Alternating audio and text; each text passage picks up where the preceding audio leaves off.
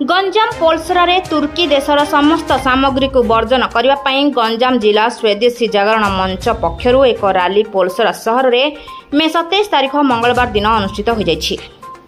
गंजाम जिलार युव संयोजक सुनील पंडा और पोलसरार युव संगठक नारायण साहू उभयों नेतृत्व में एक रैली स्थानीय तहसिल छकरू बाहरी ब्लॉक छक पर्यंत जाइथिला। एथिरे राज्य कार्यकारिणी सदस्य आर पवित्रा, छात्र नेता राकेश जेना, जिला प्रशिक्षक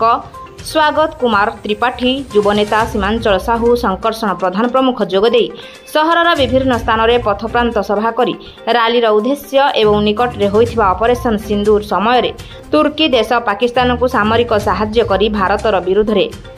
कार्य करिथिबा जोगो आमर समग्र भारत देश में तुर्की देशर समस्त सामग्री को वर्जन करने को वार्ता देथिबा बेले पोलसर रे मध्य वर्जन करने को व्यवसायी और जनसाधारण को अनुरोध करथिले।